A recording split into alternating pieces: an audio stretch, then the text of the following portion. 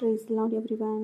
దేవుడు ఈరోజు మనతో ఒక వాక్యం ద్వారా బలపరచాలని దేవుడు ఆశపడుతున్నారు. అదేంటంటే కీర్తనల గ్రంథం 9వ అధ్యాయము 9వ వచనం మనం చూసినట్లయితే, నలిగిన వారికి తాను మహాదుర్గమగును, ఆపత్కాలములలో వారికి మహాదుర్గమగును.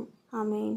యేసయ్య, మన జీవితంలో మనము ఎన్నో సమస్యలతో మనం నలిగిపోయి ఉంటాం, వేసారిపోయి ఉంటాం. ఇంకా మనకి వేరే మార్గమే తెలియక కుమిలి మనం ఏడుస్తూ కూర్చో ఉంటాం కదా. కొన్నిసార్లు ఎవరు మనకు సహాయం చేయడానికి ముందుకు రావట్లేదని బాధపడుతుంటాం. ఇంకా మనుషుల వలన మనకు సహాయము అందదు అని నిరాశతో మనము జీవిస్తూ ఉంటాం. ఏ మనుష్యుడు కానీ మనము బాగున్నప్పుడు పలకరిస్తాడే, కానీ మనం చెడిపోయినప్పుడు ఎవరు కానీ మనల్ని ఆదరించడానికి ముందుకు రారండి. అలాంటి రోజుల్లో మనము బ్రతుకుచున్నాం.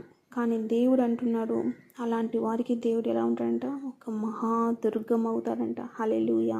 యేసయ్య ఎంత గొప్ప దేవుడు అండి. చూడండి, ఆయన నలిగిన వారికి తాను మహాదుర్గమగును, ఆపత్కాలంలో వారికి మహాదుర్గమగును.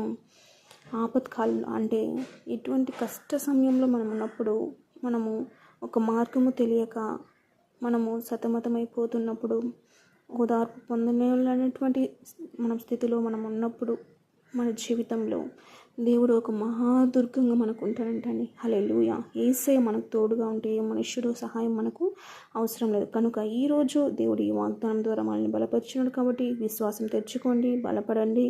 ఈ వాక్యం ఎత్తిపెట్టి ప్రార్థన చేయండి. ఈ వాక్యాన్ని నోటితో పలుకుతూ ఉండండి. యేసయ్య గొప్ప కార్యాన్ని మనందరి జీవితంలో దేవుడు చేయబోతున్నాడు. విశ్వసిద్దాం. దేవుడి కార్యము మన జీవితంలో మనం చూద్దాం. God bless you all.